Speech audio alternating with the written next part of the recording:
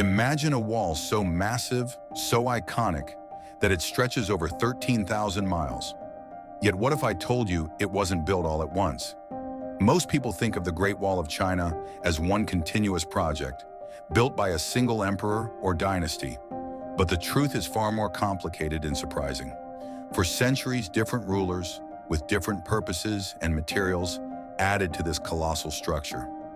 Each section holds a hidden story, some of which may change how you think about this wonder of the world forever. Keep watching to uncover the untold story of the Great Wall of China. The Great Wall of China is often portrayed as one long, continuous wall constructed in one grand effort. But this couldn't be further from the truth. The wall's history is a patchwork of many smaller projects spread out over centuries in different regions of China. The earliest walls weren't even part of the famous Great Wall. Way back in the 7th century, before the Common Era, Chinese states built individual walls to protect their territories from invasions. These weren't built by a united China, because China itself wasn't united yet.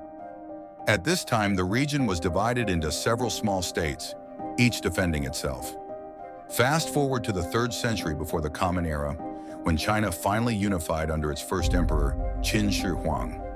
He's often credited with the creation of the Great Wall, but the reality is, he simply connected some of those earlier walls, forming the first sections of what would become the Great Wall of China.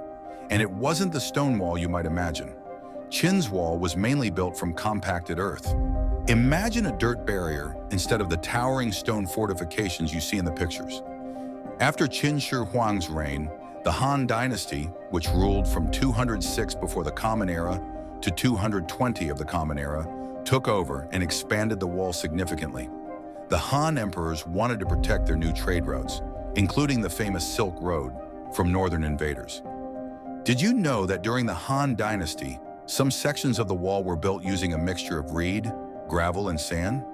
It's hard to imagine now, but this method helped protect the wall in the harsh desert regions. The Han Dynasty's wall stretched into what is now Inner Mongolia and Xinjiang, and this was all about safeguarding the growing Chinese Empire's borders, especially from the nomadic Xiongnu people, fierce warriors of the north. Their raids were a constant threat, and these walls were China's defense. Surprisingly, the wall building paused during the Tang Dynasty, which ruled from 618 to 907 of the Common Era, and the Song Dynasty, which ruled from 960 to 1279. Why? China was relatively powerful and relations with its northern neighbors were stable. Rather than spending resources on walls, these dynasties focused on cultural and economic growth. For a few hundred years, the wall simply sat there, mostly neglected and crumbling. But the story of the Great Wall wasn't over. In fact, its most famous sections, the ones you might recognize from photos, were built much later during the Ming Dynasty, which ruled from 1368 to 1644. By this time, the Mongols had conquered China, forming the Yuan Dynasty, but the Chinese regained control during the Ming period. The Ming emperors, wary of future Mongol invasions, set out to massively expand and fortify the wall. Here's something that might surprise you. The Ming version of the wall wasn't just about defense. It was also a symbol of power, built from bricks and stones, with impressive watchtowers and garrison stations. The wall became a statement to the world. China was back, and it was stronger than ever. The Ming Dynasty Wall, which stretches over 5,500 miles, is the part that people usually refer to as the Great Wall. This section is the most preserved today and offers the classic image of the wall winding over mountains and through valleys. Here's a fact that not many people know. The Great Wall didn't always work. Despite its size, it wasn't impenetrable. In 1644, the Manchus, who would go on to establish the Qing dynasty, managed to breach the wall and conquer China. How? A Ming general opened the gates for them. It's an astonishing twist in the wall's history. After all that effort, it was human decisions, not the wall itself, that determined China's fate. The Great Wall, as we know it, is not just a historical monument. It's a reminder of the many layers of Chinese history. The wall wasn't built by one emperor, or even in one era. It's the result of centuries of work, changing purposes, and evolving techniques.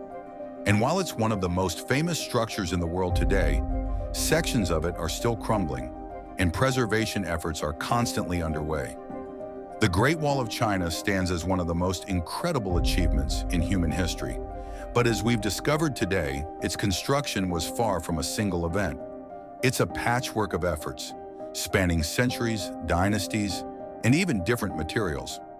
Every brick and stone tells a different story of a China that evolved, fought, and adapted.